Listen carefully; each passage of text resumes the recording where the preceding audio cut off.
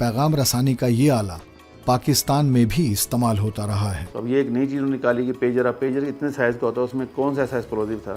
بم بھرے پیجرز پہنچائے۔ اسرائیل نے پہلے اپنے دشمنوں کو جانا، پہچانا اور پھر ان تک یہ بم بھرے پیجرز پہنچائے۔ انہیں شاید یہ خطرہ پیدا ہوا کہ حزب اللہ جو ہے وہ بھی ان پہ کوئی بڑا اٹیک کرنے کی تیاری کر رہی ہے، تو اس سے پہلے انہوں نے اس لیٹسٹ ٹیکنالوجی کو استعمال کیا۔ جو مجھے اطلاعات ہیں، جو میں نے جو دیکھا ہے، سنا پڑا، اس میں مجھے نہیں لگتا کہ کوئی بہت بڑا ٹارگٹ وہ اچیو کر سکیں، لیکن یہ ضرور ایکسپوز ہو گیا ہے کہ اس طریقے سے بھی ڈیٹونیشن کے ذریعے یا اس طریقے سے بھی دشمن کو ٹارگٹ کیا جا سکتا ہے۔ پیجر دنیا بھر میں موبائل فون کے متعارف ہونے سے قبل پیغامات وصول کرنے کے لیے استعمال ہوا کرتے تھے۔ 1990 کی دہائی میں پیغام رسانی کا یہ آلہ پاکستان میں بھی استعمال ہوتا رہا ہے۔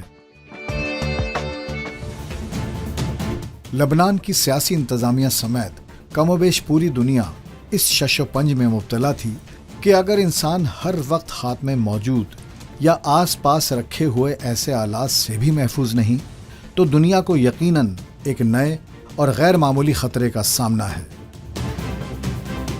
کمیونیکیشن کے ذریعے تو آپ کچھ بھی کر سکتے ہیں، تو اب یہ ایک نئی چیز نکالی کہ پیجر، اب پیجر کتنے سائز کا ہوتا ہے، اس میں کون سا سائز ایکسپلوزیو تھا کہ اس نے لوگوں کی جان لے لی۔ وہ جس طرح پیجر میں لگ سکتی ہے تو موبائل میں بھی لگ سکتی ہے۔ ایک عام طالب علم کی حیثیت سے میں کہہ سکتا ہوں اس میں ایک ایسا چپ ڈال سکتے ہیں کہ جب کوئی خاص نمبر سے فون آئے اور اسے پھر ریسیو کیا جائے تو وہ پھٹ جائے۔ اس طرح سے حزب اللہ کو اسرائیل نے زبردست ٹھیس پہنچائی ہے۔ جب سائنسی ایجادات ہوتی ہیں تو وہ نیگیٹیوٹی میں زیادہ اور بہت دیر اور بہت دور تک جاتی ہیں۔ جو ایرانین ایمبیسڈر تھے بیروت میں، وہ بھی زخمی ہوئے۔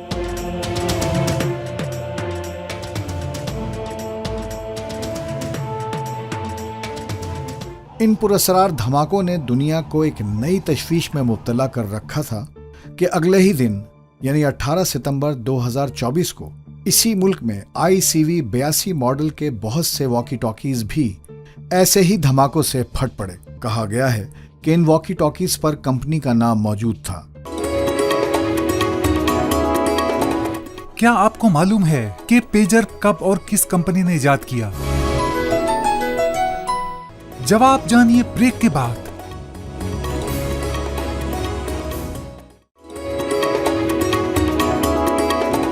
پیجر ایروین AI گروس نامی انجینئر نے سال 1949 میں ایجاد کیا تھا اور اسے موٹرولا کمپنی نے تجارتی مقصد کے تحت تیار کرنا شروع کیا۔ ابتدائی دور میں پیجر پیغامات وصول کرنے کے لیے یک طرفہ طور پر استعمال کیے جاتے تھے۔ جانو اور جانتے رہو۔ BBC کے مطابق رابطہ کرنے پر اس جاپانی کمپنی کے نمائندے نے بتایا کہ ان واکی ٹاکیز کی پیداوار جاپان میں تقریباً 10 برس قبل بند کر دی گئی تھی۔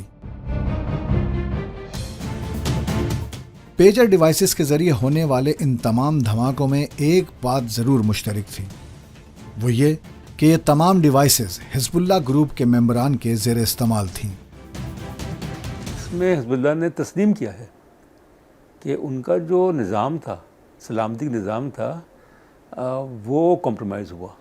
ان کا ٹارگٹ تو بہت بڑا تھا کہ ان کا تو یہ خیال تھا کہ حزب اللہ کی ساری قیادت اور بہت سارے لوگ مارے جائیں گے تو یہ خود بخود ختم ہو جائے گی۔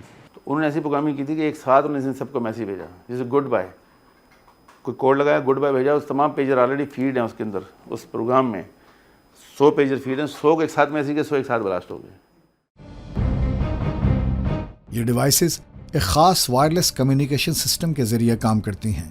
اس میں کسی بھی قسم کا سم کارڈ یا نیٹ ورک درکار نہیں ہوتا۔ ڈیوائس پر ریڈ سگنلز کے ذریعے ٹیکسٹ اور وائس میسیجز بھیجے جا سکتے ہیں۔ 60 کی دہائی سے یہ آلہ دنیا میں مختلف شکلوں میں استعمال ہوتا آ رہا ہے،